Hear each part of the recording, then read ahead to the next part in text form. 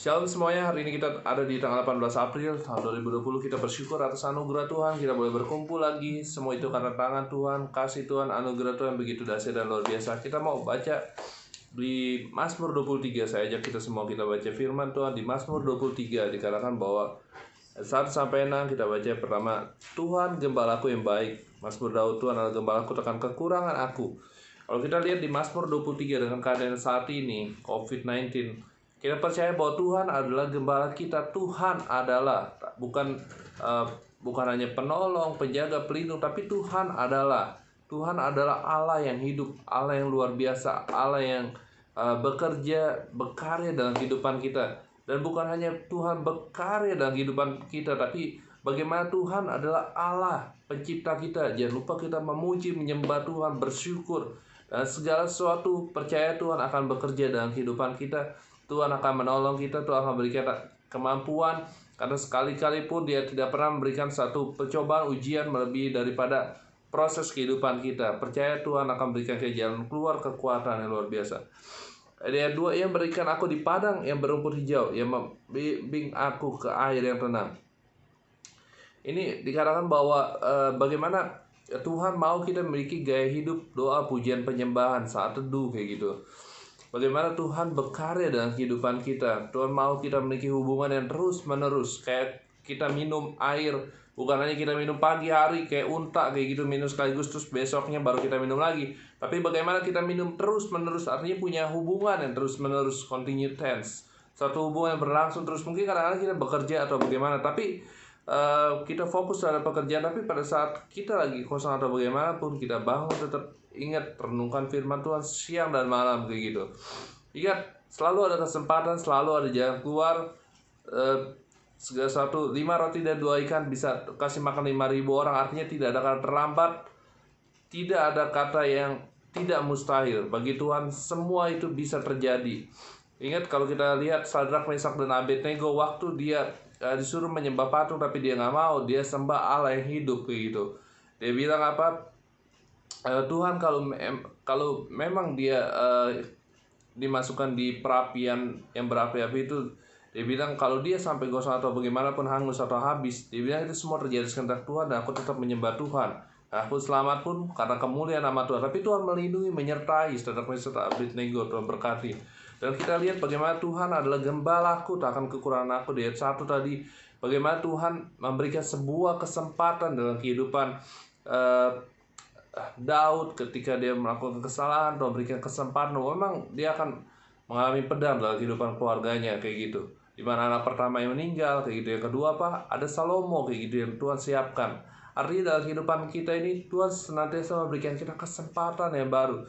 Dalam kehidupan kita sungguh-sungguh dalam hidup percaya bagi Tuhan tidak ada yang mustahil kayak gitu. Mungkin beberapa orang di sekeliling kita ada mencemooh kita, meragukan kita, tapi bagi Tuhan tidak ada yang mustahil. Tuhan akan berikan kita kemampuan, kemenangan, keberhasilan dalam kehidupan kita.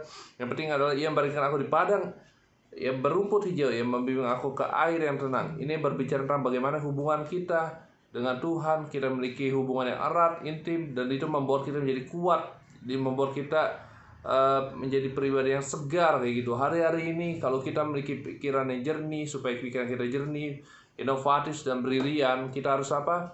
Tinggal dalam hadirat Tuhan. Aliran sungai Tuhan akan menjernihkan hati kita, dan itu akan memberikan daripada toksit atau racun-racun dalam tubuh kita.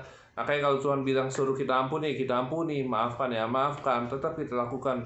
Supaya apa? Supaya hidup kita sehat, pikiran yang jernih, brilian, inovatif, kreatif Tuhan akan berikan dalam pemikiran kita. Di sini katakan bahwa Ia membimbing aku ke air yang tenang.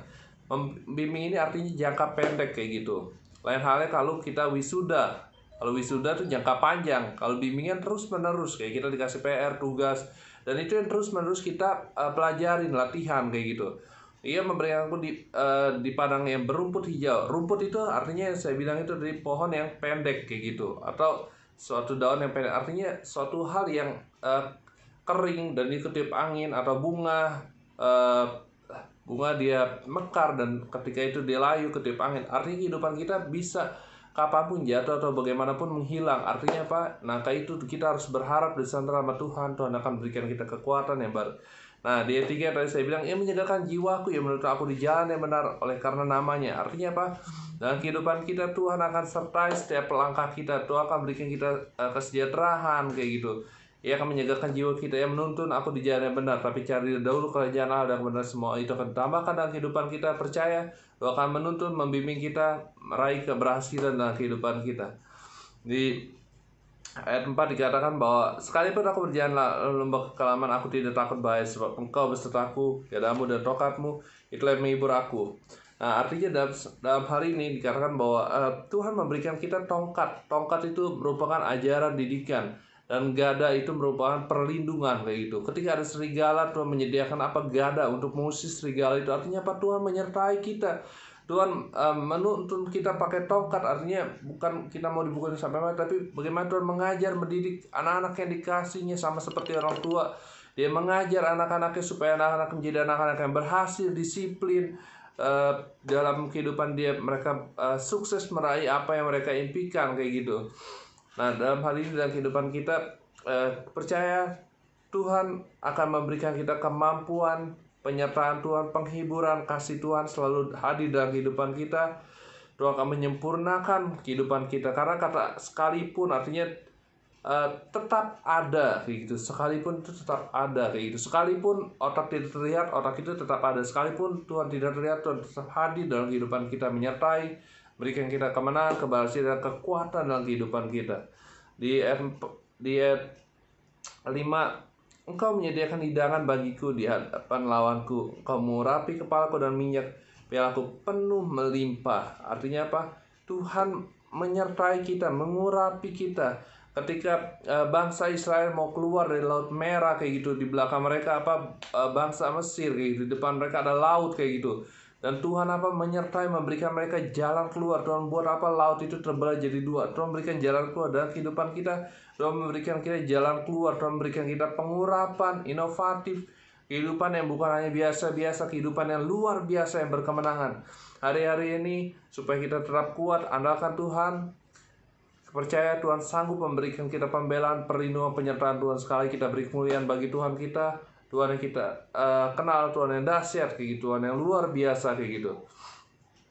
Nah, artinya apa? Yang tadi saya bilang di ayat 3, ia menyegarkan jiwa kita. Ketika saya bilang ketika kita dekat sama Tuhan, aliran sungai itu, kebenaran firman Tuhan, yang ketika kita renungkan firman Tuhan siang dan malam, akan muncul sebuah kehidupan seperti di Getsemani ketika Tuhan Yesus mau disalibkan. Dia bilang apa? Jika memang sesuatu itu terjadi, biar itu terjadi sekehendak Tuhan, cawan itu. Artinya apa?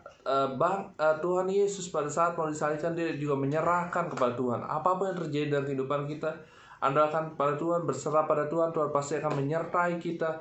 Dalam hadirat ada kekuatan, kemenangan, keberhasilan akan kita miliki dalam kehidupan kita.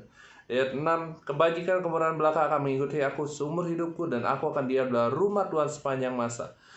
Dalam kehidupan kita percaya Tuhan menyertai kita, memberikan kita kemenangan, keberhasilan, optimis.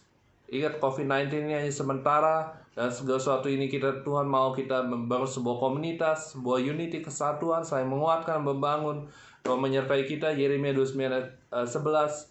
Rancangan Tuhan, rancangan dan setelah memberikan hari depan untuk pengharapan, pemeliharaan Tuhan begitu dahsyat dan luar biasa. Kita senantiasa berharap, bersandar dari pemikiran kita, hati kita diselaraskan. Tuhan memberikan kita suatu hal yang baru, hati yang baru, hati yang melekat, hati yang berharap, bersandar. Tuhan menyertai, memberkati, berikan kita sikap hati yang benar semua untuk kemuliaan nama Tuhan.